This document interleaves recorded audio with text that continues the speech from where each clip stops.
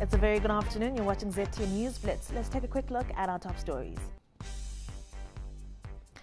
Zimbabwe's urban households not yet out of the woods.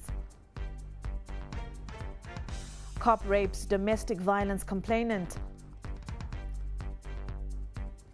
New cancer drug to end chemotherapy. We'll tell you more. And in sport, no Warriors friendlies. Is it worrying? Droughts which hit Zimbabwe for the past 2 years might now be behind us, but many families are still vulnerable despite the bumper harvest expected this year. Zimbabwe will not be importing any grain this year, and projections show that the number of people in need of food aid from government and its development partners will significantly drop, especially in the rural areas. However, those in the urban areas still need assistance due to the effects of the coronavirus pandemic, which left many jobless. Public Service, Labour and Social Welfare Minister Professor Paul Mavima speaks. We may need continued assistance in urban areas through cash transfers to some households. We know the urban economy has been affected mainly due to COVID-19 and stretching from last year. Some people lost their jobs, some people lost income.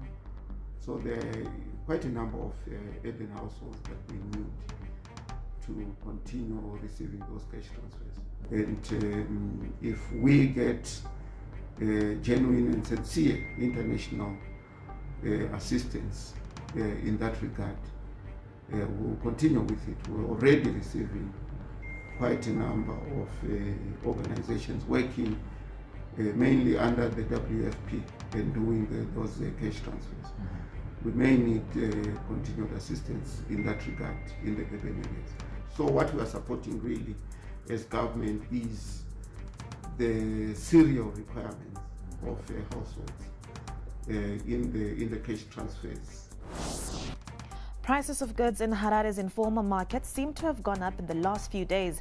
This is in contrast to major supermarkets which have not adjusted prices in the aftermath of Statutory Instrument 127 of 2021.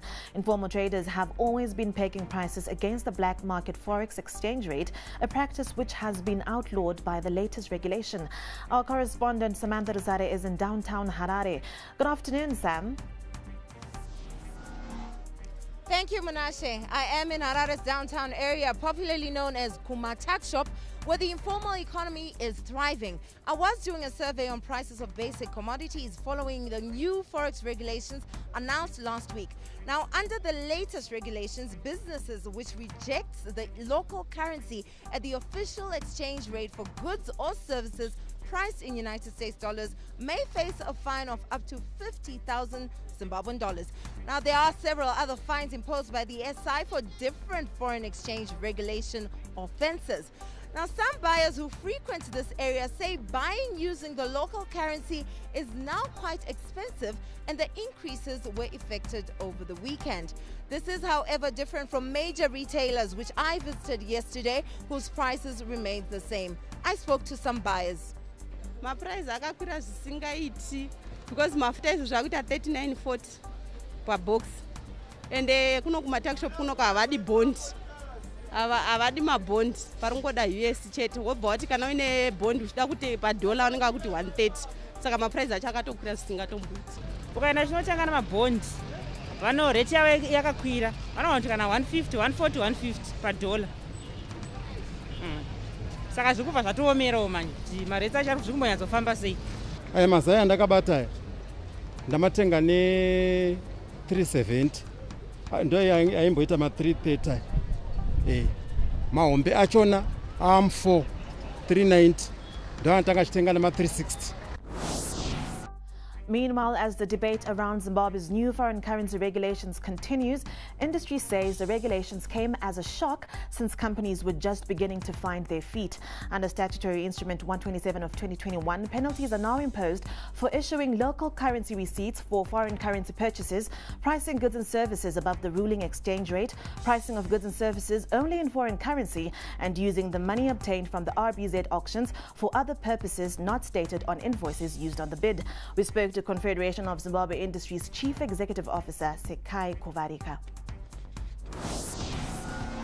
So the introduction or the pronouncement of SI 127 is one that caught industry by surprise, complete surprise, because one, there had been no consultations prior to that.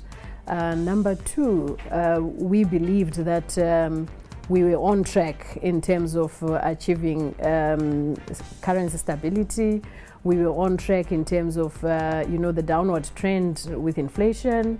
We were on track seeing even production figures beginning to pick up. Last year we had 47% capacity utilization. Even first quarter of 2021 is 47%, and the outlook from business in our most recent survey was also really bullish about the second quarter and about the rest of the year.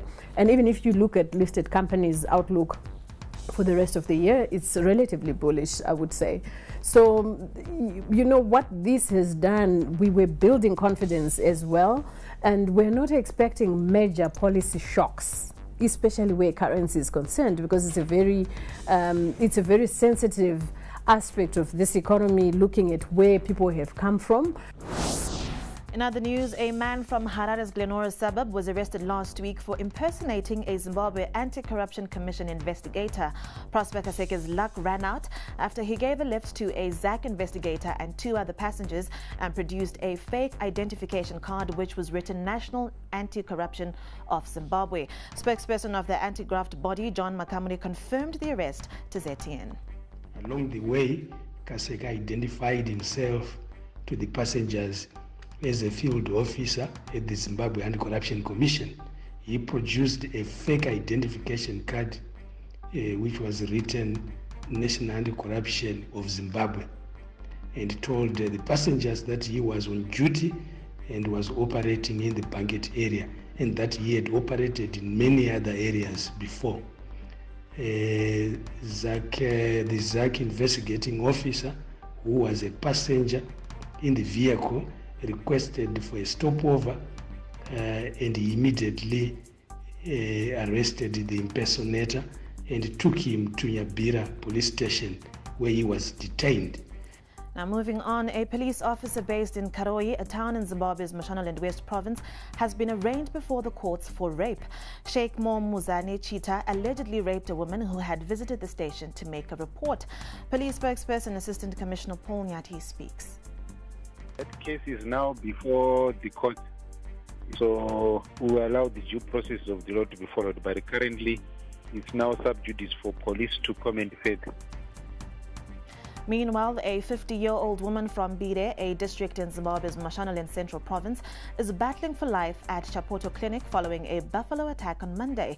The female victim was attacked while fetching water from her garden well. Zimbabwe Parks and Wildlife Management Authority spokesperson Tinashe Farao confirmed the incident.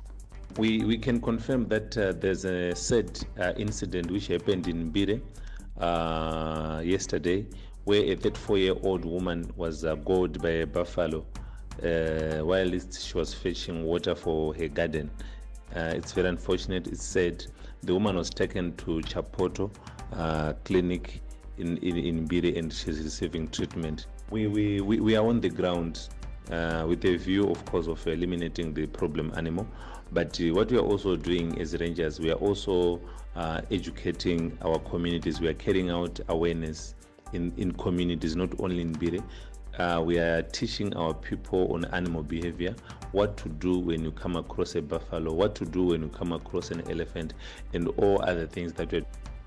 In news from beyond our borders, there were chaotic scenes at the Pan-African Parliament sitting in South Africa on Monday. Delegates physically fought with each other over the rotation of the presidency. The Southern Caucus is leading the call for rotation, while the East and West caucuses heavily oppose the idea. Cameroonian Roger Nkodo Dang served 2 3-year terms as the president since 2015. The chairperson of the African Union Commission, Musa Faki Mohammed, condemned the violence that erupted during the meeting. Formed in 2004, the Assembly is the legislative branch of the African Union.